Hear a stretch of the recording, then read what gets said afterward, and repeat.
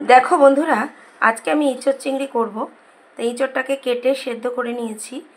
এখানে আছে আমার বাটনা করা জিরে, হলুদ, কাশ্মীরি লঙ্কা আছে।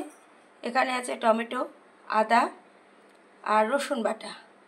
আর আলুটাকে ভেজে নিয়েছি, চিংড়ি মাছটাকে হালকা করে ভেজে নিয়েছি।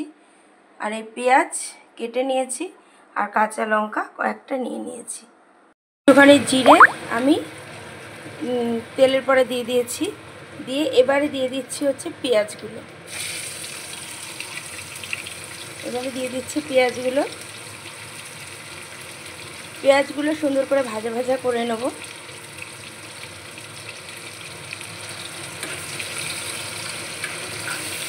আচ্ছা, এই পর্যায়ে এবার আমি দেবো হচ্ছে ওই যে আদা রসুন আর টমেটো যে পেস্টটা করেছিলাম সেটা এবার আমি এর মধ্যে দিয়ে দিলাম।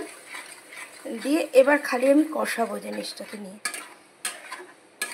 এবার খালি কষাবো।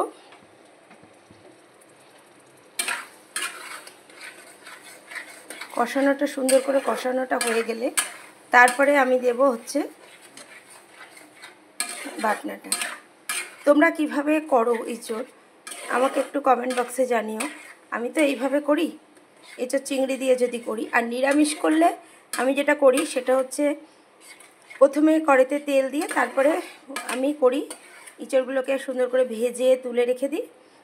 আলুটাকে ভেজে তুলে রেখে দিই। আমি চাল মগজ আর একটু পোস্ত দিয়ে একটু যদি কাজু বাদাম দিলাম ওইটা দিয়ে আমি করি রান্নাটা। এটা আবার অন্য একদিন তোমাদেরকে দেখাবো। আদা জিরে হলুদ আর কাশ্মীরি মির্চের যে পেস্টটা করে রেখেছিলাম সেইটা দিয়ে দিলাম।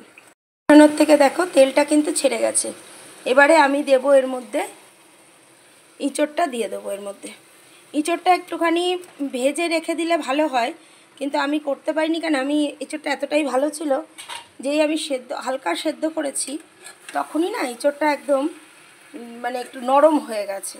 সেই জন্য ভয়ের চোটে আমি আর ওটাকে সেদ্ধটা মানে ভেজে নিতে পারিনি। কিন্তু আমি সাধারণত এঁচড়টা ভেজেই রান্না করি। দেখো বন্ধুরা, পুরো কষানো হয়ে গেছে, একদম কষানো হয়ে গেছে। এবারে আমি একটু জল দেবো, ওখানে গরম জল দেব। গরম জল না দিলে তো স্বাদটা আসবে না। আমি সব কিছুতে একটু গরম জল দিয়ে রান্না। এবার দেখো মোটামুটি এঁচড়টাকে নাড়ানো হয়ে গেছে। এবার আমি দিয়ে দিচ্ছি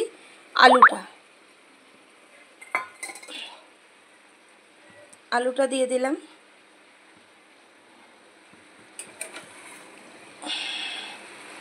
এবার এটা দিয়ে আমি কষাবো।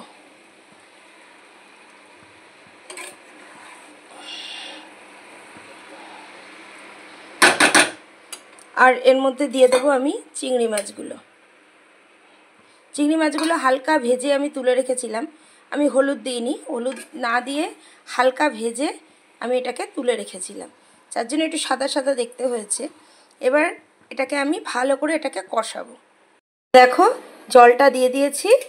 এবারে ভালো করে ফুটতে দেবো। আমি একটু ঝোল না রাখবো, আমার কর্তামশাই আবার একটু ঝোল পছন্দ করে, সেই জন্য একটু জলটা একটু বেশি করে দিয়েছি।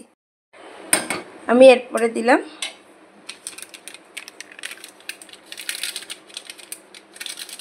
একটু গরম মশলা দিয়ে দিলাম।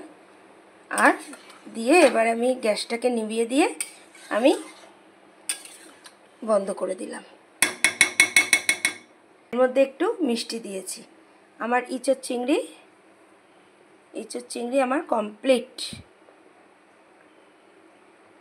চলে এসো বন্ধুরা, কে কে খাবে আমার বাড়ি চলে এসো।